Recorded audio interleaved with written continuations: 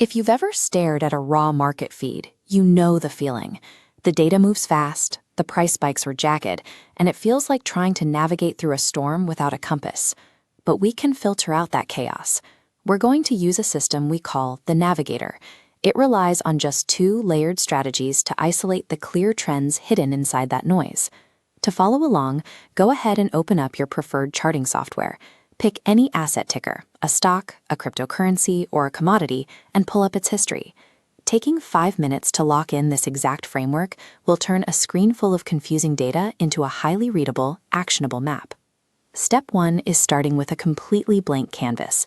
This mockup shows a standard, modern trading interface with absolutely nothing drawn on it yet. If you have moving averages, volume bars, or any other indicators currently running, delete them now. We need to build this from absolute scratch. Before we draw anything, check your time settings. Looking at a 1-minute chart is a common trap.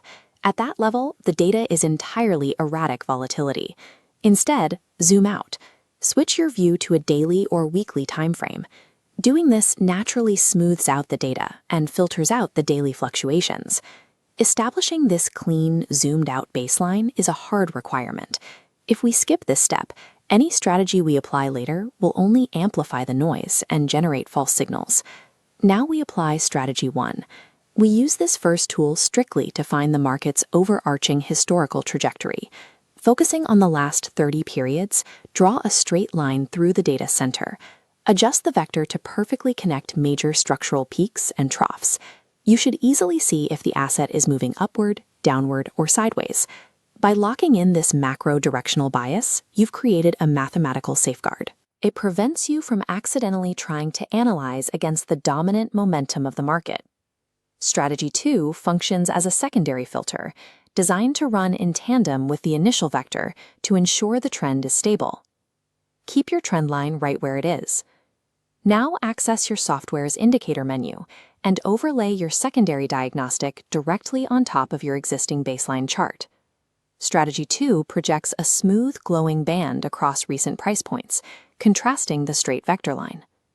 The moment this smooth band parallels the exact angle of our straight trend line, it lights up, confirming the strategies agree. If your straight vector line is pointing up, but the smooth band is angling down, you have a conflicting signal. When that happens, your strict protocol is to do nothing. Wait until they align. Strategy 2 acts as your final required filter. By waiting for both layers to agree, you effectively separate a true, sustainable trend continuation from a deceptive market reversal. Now that we have both tools on the screen, we can evaluate a holistic reading of the current market structure.